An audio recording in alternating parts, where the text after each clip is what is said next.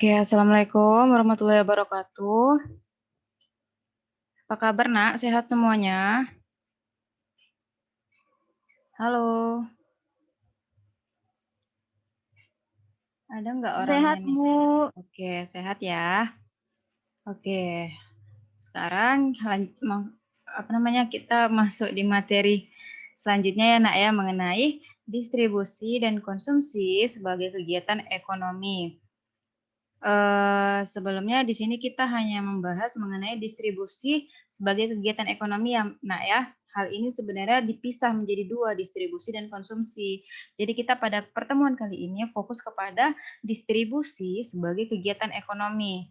Paham ya? Diingat ya, Nak ya. Iya, Bu. Oke.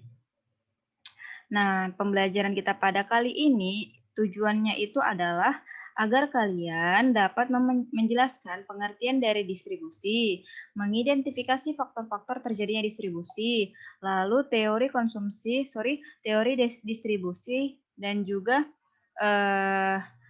faktor-faktor pendukungnya ya, Nak ya. Oke, lanjut aja kita mengenai distribusi. Sejauh ini tahu nggak sih apa yang dimaksud dengan distribusi? Halo. Tahu, Bu. Oke. Ibu jelaskan ya apa yang dimaksud dengan distribusi. Jadi, Nak, mungkin siapa sih yang nggak tahu mengenai distribusi ya kan? Distribusi, konsumsi, produksi itu merupakan 3 komponen yang selalu ada dalam kegiatan ekonomi. Oke, sekarang kita berada di ruang lingkup yang namanya distribusi. Jadi pertanyaannya apa sih, Bu, yang dimaksud dengan distribusi? Oke, perhatikan poin 1, pengertian dari distribusi. Distribusi sendiri adalah kegiatan menyalurkan barang ataupun jasa hasil produksi kepada konsumen. Oke, sistem distribusi klasik adalah melalui transaksi langsung antara produsen dan konsumen atau melalui transaksi yang dilakukan di pasar, gitu ya. Jadi, di dalam sistem distribusi klasik itu ada cara pendistribusian suatu barang. Bagaimana caranya? Ada yang transaksinya secara langsung, ada yang melalui pasar, seperti itu. Bisa dimengerti, Nak, sejauh ini? Ngerti, Bu. Oke, lanjut ya. Lalu pada poin kedua ini kita akan mengetahui apa sih tujuan dari distribusi itu, Bu, kan gitu. Nah, tujuan dari distribusi sendiri adalah yang pertama, membantu menyalurkan barang dan jasa hasil produksi dari produsen ke konsumen. Oke ya. Jadi distribusi itu merupakan kegiatan yang menyalurkan barang dari produsen yang menghasilkan kepada konsumen yang menggunakan. Oke. Lalu yang kedua, mempermudah konsumen untuk mendapatkan barang kebutuhannya. Oke ya, dengan adanya distribusi, kita sebagai konsumen atau pihak yang selalu mengkonsumsi akan merasa termudahkan dengan adanya distribusi tersebut, Nak. Oke, sekarang selanjutnya yaitu membantu produsen untuk menjualkan barangnya. Lalu pertanyaannya bagaimana, Bu, produsen terbantu akibat dari distribusi ini? Oke, jelaslah. Dengan adanya distribusi ini merupakan salah satu yang menguntungkan dari produsen, yang mana dengan adanya distribusi barang tersebut akan semakin cepat, Nak, terjualnya seperti itu ya.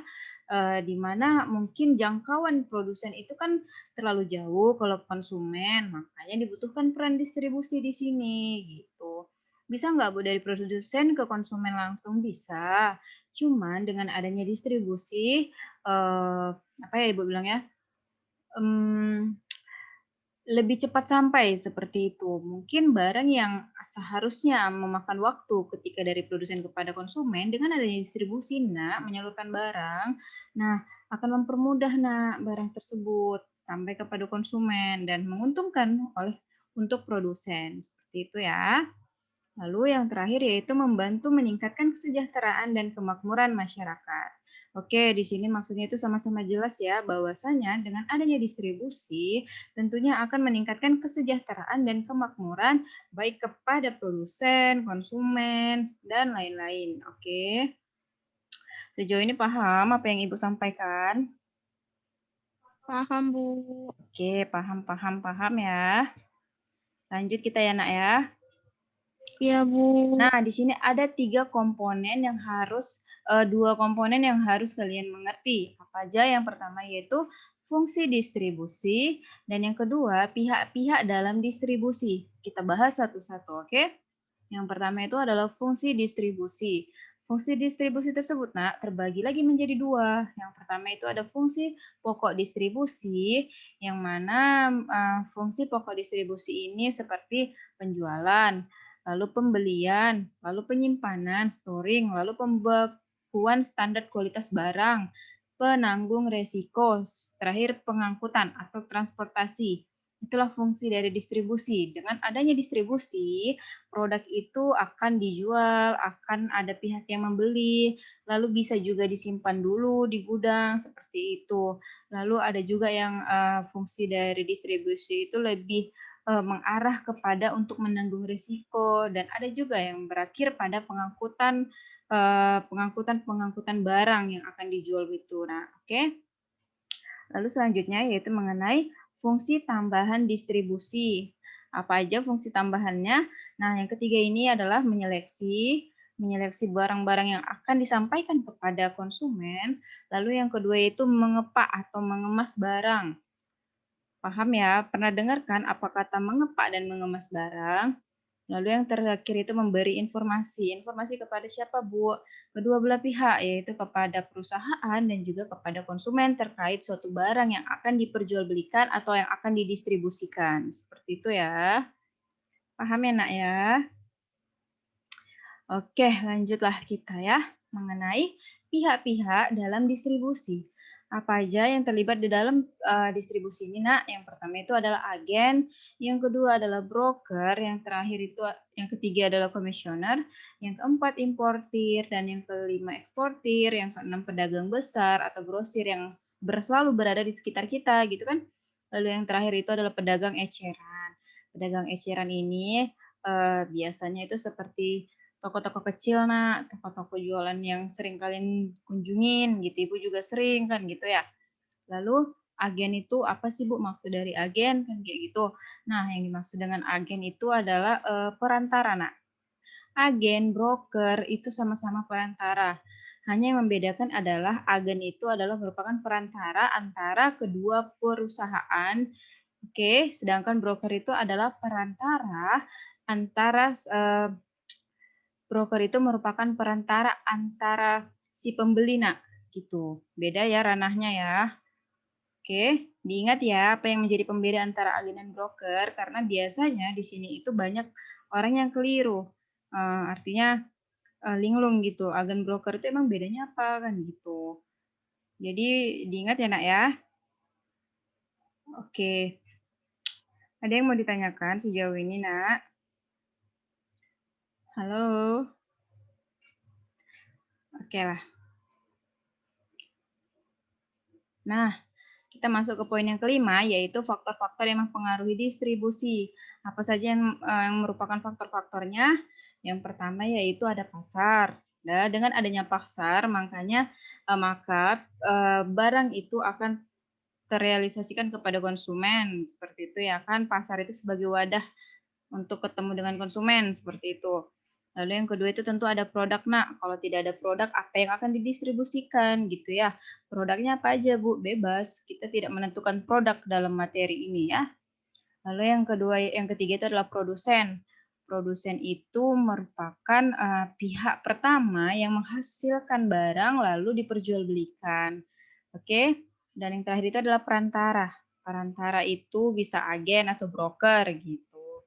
Oke ya. Nah, perhatikan ini poin ke-6. Mata rantai distribusi. Di sini kan ada distribusi langsung dan ada distribusi tidak langsung. Beda ya, Nak ya. Pada skema yang pertama dan yang kedua, kita kupas satu-satu. Pada distribusi langsung terdapat produsen dan konsumen. Hanya ada dua komponennya. Artinya apa? Barang yang dihasilkan oleh produsen itu langsung disalurkan kepada konsumen. Oke, misal nih perusahaan apa ya? Perusahaan yang mencetak roti gitulah ya kan. Mungkin ada nih konsumen yang ingin membeli langsung kepada perusahaan toko rotinya, apa ya, pabrik rotinya gitu kan. Maka transaksinya itu langsung dari produsen kepada konsumen. Oke, lalu kalau distribusi tidak langsung contohnya apa, Bu? Nah, kalian perhatikan dulu nih proses dari distribusi secara tidak langsung. Pertama, produsen beralih ke pedagang besar, lalu beralih ke pedagang kecil, sampai ke pedagang eceran, lalu sampai ke konsumen. Oke, kalau mau contoh sederhananya, kita buat contoh roti tadi. Kalau dia distribusi tidak langsung dari produsen melalui apa ya, kita distribusikan terlebih dahulu lalu sampai ke konsumen. Contoh nih, contohnya dari pabrik roti tadi itu, pabriknya menghasilkan roti, lalu roti tersebut diperjualbelikan oleh beberapa, toko-toko. Nah, pedagang kecil seperti itu ya, di kede-kede kayak gitu kan. Nah, konsumen itu tidak datang langsung Nak ke produsennya, melainkan datangnya ke kede-kede tersebut. Berarti kan sudah ada spasi itu artinya sudah ada pihak yang menengah di antara produsen dan konsumen. Nah, itulah yang dikatakan dengan distribusi. Oke ya, sejauh ini paham ya Nak ya? Gampang kan materi distribusinya? Orang kalian juga sering kok pasti mendengar kata distribusi ini. Oke. Sejauh ini ada lagi Nak yang mau ditanyakan atau ada yang tidak dimengerti? Kita tidak masuk ke konsumen ya Nak ya. Kita cukup di distribusi aja. Oke. Nggak ada ya? Oke lah kalau kayak gitu. Ibu akhiri ya. Sebelum Ibu akhiri, Ibu harap kalian segera menyelesaikan tugas-tugas psikologi yang sudah Ibu upload di psikologi. Langsung dikerjain, Nak. Jangan nunggu akhir bulan baru dikerjain, oke? Kuis-kuisnya juga jangan lupa. Terus diperiksa ya. Oke, Ibu akhiri, Nak. Wabillahi taufiq wal hidayah. Assalamualaikum warahmatullahi wabarakatuh.